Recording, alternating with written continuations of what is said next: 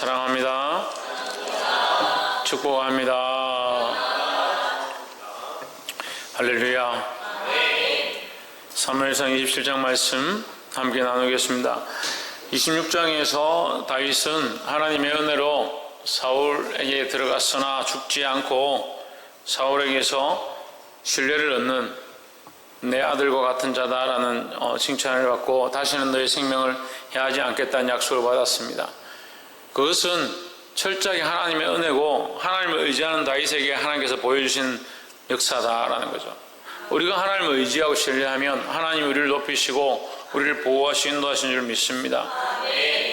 사울이 그 땅 가운데 누워서 모든 군사들이 다 이렇게 둘러서서 같이 자고 있었는데 우리 생각하기에는 그냥 들어가면 된다 생각하지만 목숨을 걸고 들어가야 됩니다. 다윗이 믿음으로 들어갔습니다. 그래서 그의 창과 그 가진 것들을 들고 올 수가 있었습니다. 그런데 오늘 27장에 보면 다윗이 그 마음에 생각하기를 27장 1절에 한번 보십시오. 다윗이 그 마음에 생각하기를 내가 후일에는 사울의 손에 망하리니 생각하는 겁니다. 지금 하나님께서 다윗을 보호하셔서 사울로부터 구원하셨습니다. 그럼 누구를 의지해야 합니까? 하나님을 의지해야 합니다. 근데 문제는 시간이 지나니까 다윗이 마음이 변화되기 시작했죠. 은혜로 변하는 게 아니라 세상적으로 인간적으로 변한다는 거죠. 그래서 우리가 믿음을 가졌다는 것은 믿음을 지금 잠시 가져서 그것을 가지고 하나님 앞에 예배한다라는 것도 믿음이지만 그 믿음을 유지하는 것이 더 중요하다라는 거죠. 다윗 또한 이 환경 가운데 이 상황 가운데 시간이 흘러가니까 믿음을 유지하지 못하는 상황이 되어버렸다. 믿음을 유지하지 못하니까 어떻게 하냐? 걱정, 근심이 다가왔습니다. 믿음을 지키지 못하고 믿음을 유지하지 못하니까 주일에는 은혜가 되고 말씀에는 은혜가 되고 기도하면 은혜가 될 수 있지만 시간이 지나고 현실을 보기 시작하면 두려움과 근심, 걱정이 사로잡는 자들이 많이 있다. 볼 수 있기를 주의 이름으로 축복합니다. 그럼 어떻게 이겨내느냐? 여전히 하나님을 바라보는 거죠. 순간순간 하나님을 바라보는 것이고 우리가 놓쳤다면 다시 눈을 들어서 하나님을 보기 시작하는 거예요. 우리가 동물 비유를 많이 합니다. 설교할 때 돼지는 고기를 들어서 하늘을 못 본다. 그래 인생이 돼지와 같은 인생이 되면 안 된다.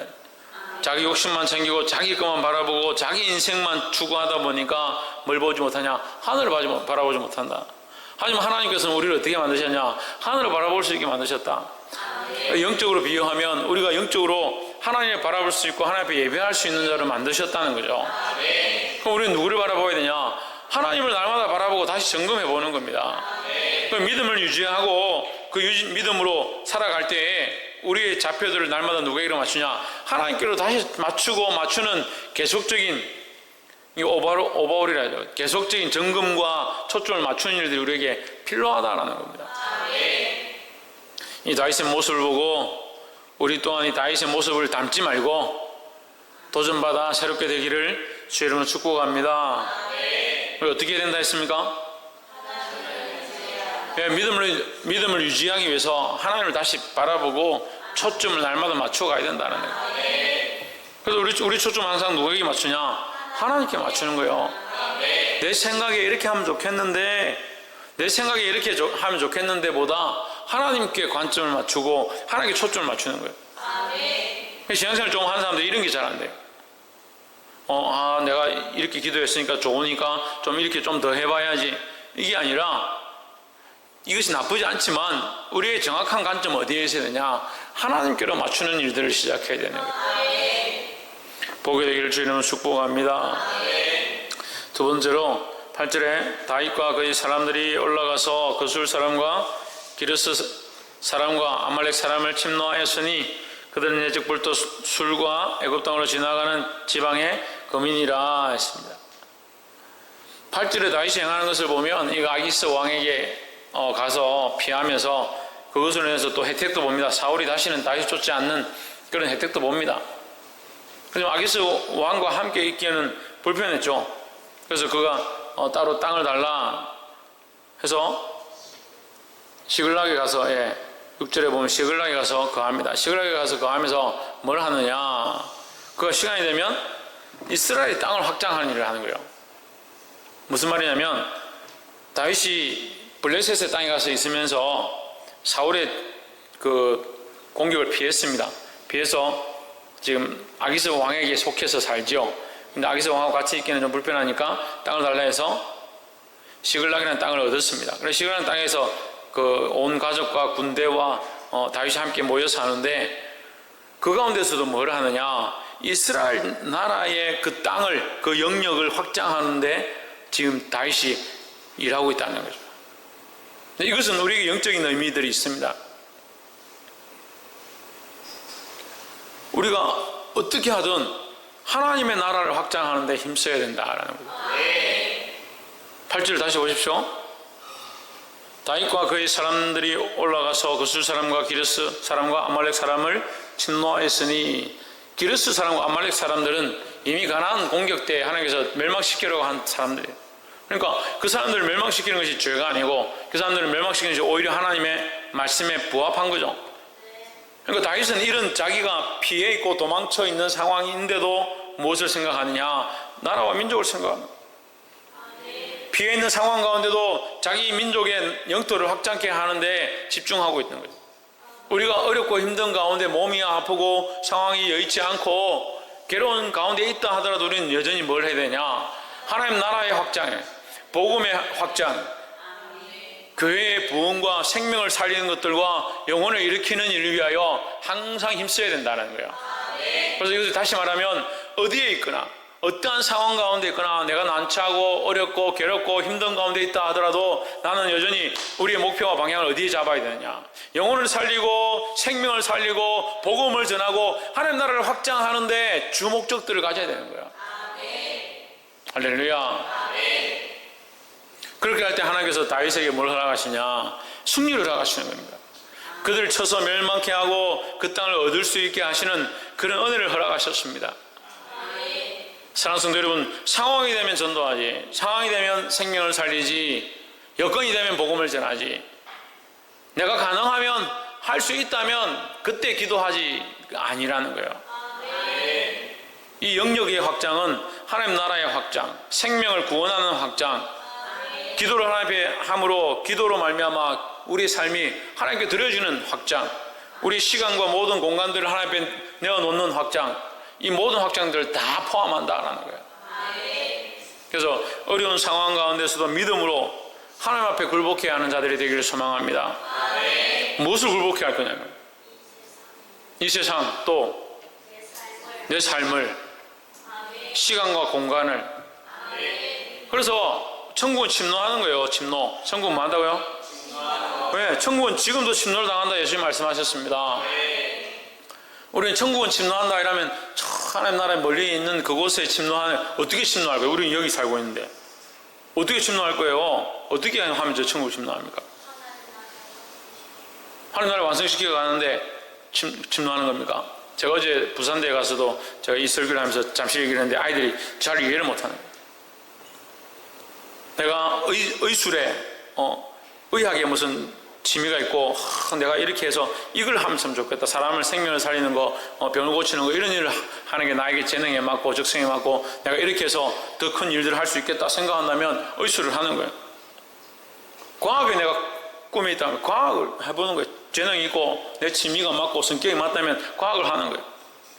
과학을 하는 자는 과학의 영역 가운데 그 과학을 통하여, 기업을 하는 자는 기업의 영역 가운데 그 기업을 통하여 하나님 나라가 그곳에 확장되게 하는 겁니다. 길이 없었던 길, 그 광야에 대로를 낸다. 무슨 대로를 내냐는 거예요. 하나님 나라를 그렇게 표현합니다. 광야에 길이나 대로가 날 것이고 사막에 샘이 넘쳐날 것이고 솟아날 것이고, 그렇게 얘기하는 거죠. 어떻게 냅니까?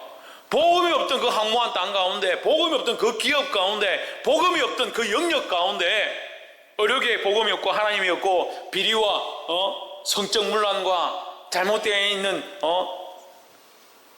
학벌, 문벌,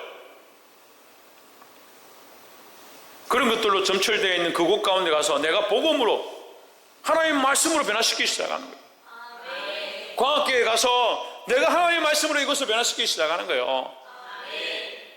사람들은 그렇게 생각해요. 하나님의 말씀을 변화시키고 내가 그리스도의 거룩한 영향력을 끼치기 위해서는 내가 십자가 목걸이 큰 거 붙이고 여기 큰 사랑 교회 달고 가면서 사람들한테 웃고 막 다니면서 예수 믿어서 이렇게 해야 복음을 전한다 생각하고 하나님 나라를 확장케 한다 생각하죠.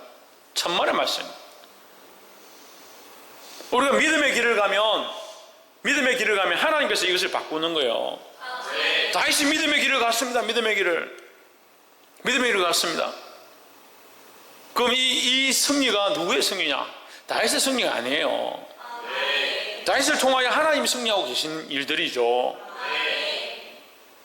복이 되기를 주의 이름으로 축복합니다. 제가 기회가 되면 이것에 대해서 좀 더 구체적으로 한번 설명을 드리겠지만 우리는 우리 삶의 영역 가운데 그리스도를 나타내야 된다는 거예요. 이것이 또한 어떤 모습이다? 하나님 나라를 확장케 하는 모습들이다라는 거예요. 가까운 데는 어디서부터 합니까? 내 삶부터 하고 나의 자신의 생각과 가치관부터 하고 좀 더 가까운 데는 나의 가정과 내 친족 또 학원과 캠퍼스. 그 청년한테 그렇게 얘기했어요. 너희가 비전이 있다면 직장에 나갈 그 꿈을 꾼다면 너희가 S를 기업에 가고 싶다. 하나님 기도해라. 어떻게 기도하냐?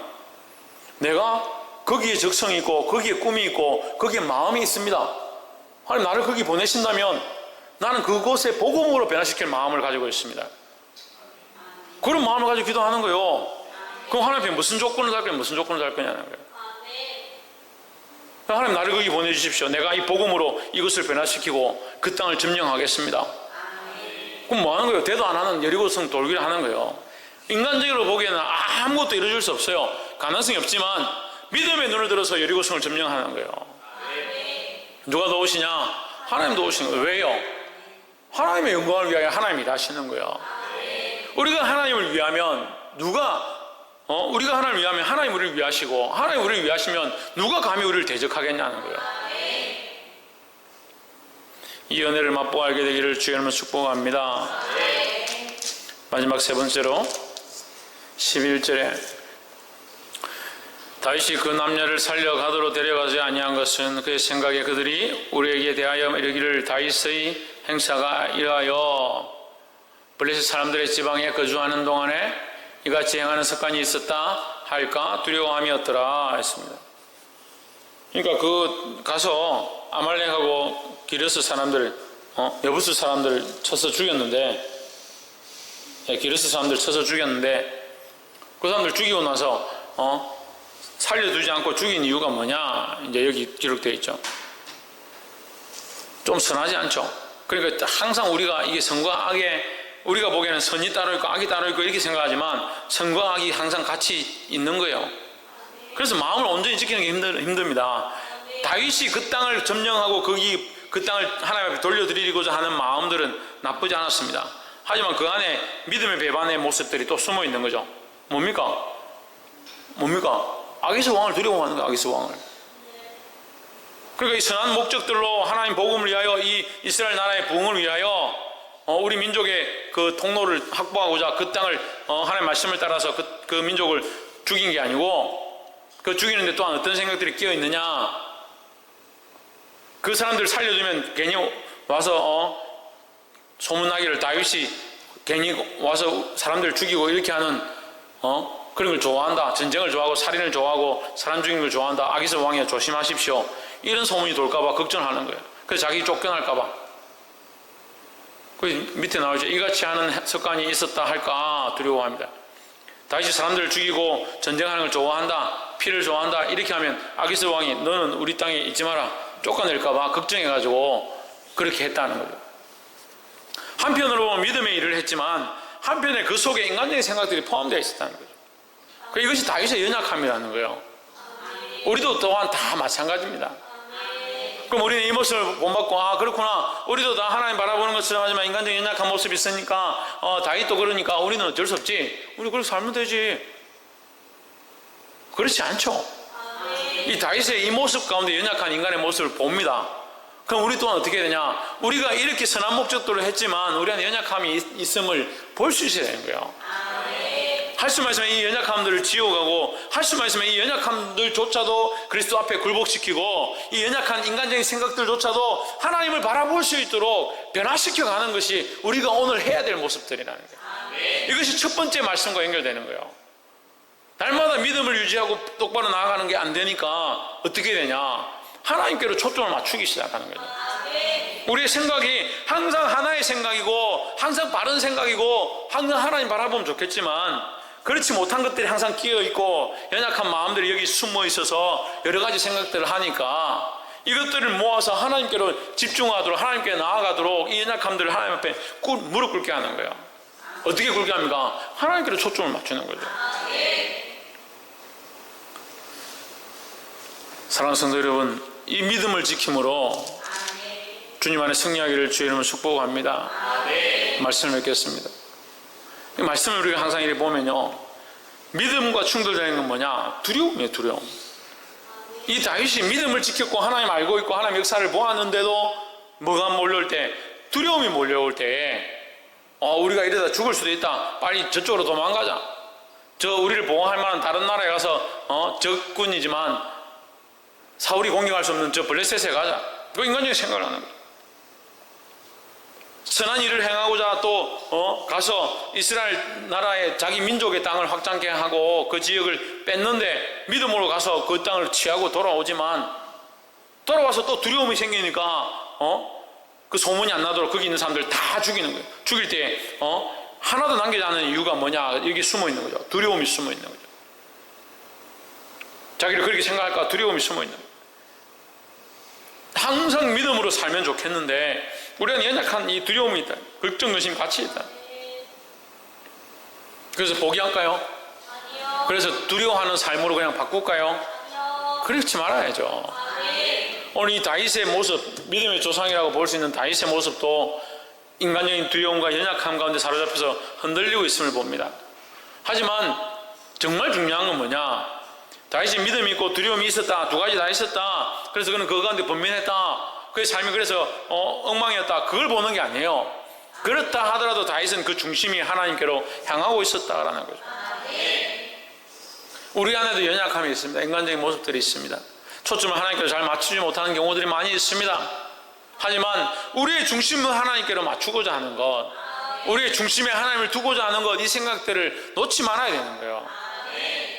믿음으로 이 말씀들을 마음에 새기고 실천함으로 승리할 수 있는 저와 여러분 되기를 주의 이름으로 축복합니다. 그런 간절한 사모함으로 나아갈 때 하나님께서 우리를 붙잡으시고 이 약한 세대 가운데 이끄실 줄 믿습니다. 기도하겠습니다. 이 시간 말씀을 기억하면서 함께